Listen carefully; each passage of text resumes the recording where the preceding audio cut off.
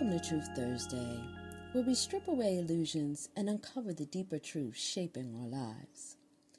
I'm Mary Walker, author of the Beyond the Veil series, and today we're talking about something that many of us have felt but rarely say out loud: the feeling of being hidden in plain sight.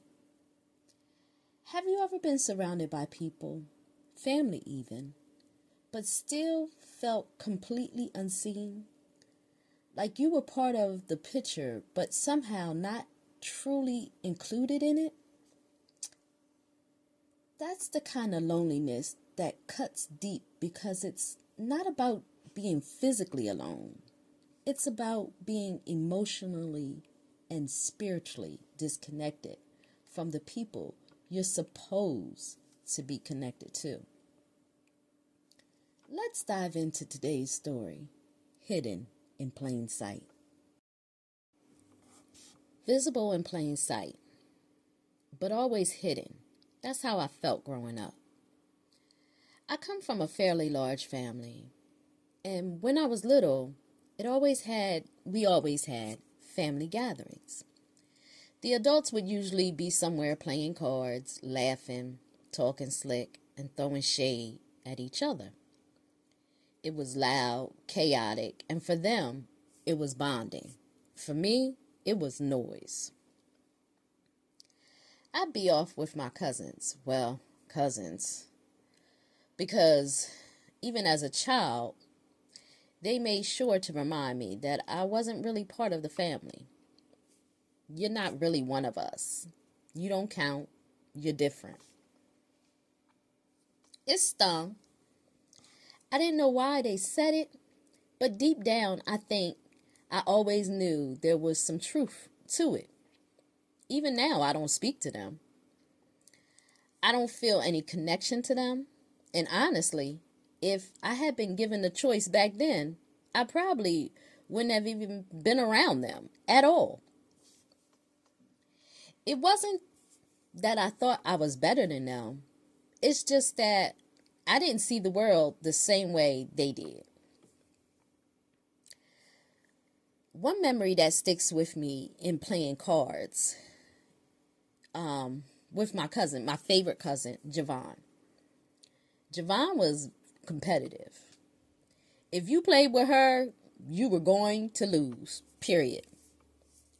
And I lost every single time. But the truth is, I didn't care about winning because I hated the game. It wasn't just about the cards. It was the energy that came with it. The slick talk, the underhanded jabs, the way they would laugh at each other's losses instead of lifting each other up. For them, this was fun. For me, it was exhausting. I could never see the point. And honestly, the card game was just a reflection of how they treated each other, even without the cards. Putting each other down wasn't just part of the game. It was part of their everyday life. The game just gave them a way to make it seem normal. We're just playing. It's not that deep. But it was that deep. Javon and I would talk about it all the time. How this wasn't what family was supposed to feel like.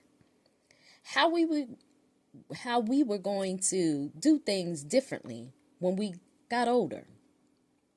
We promised each other that we wouldn't build relationships on competition, comparison, or control.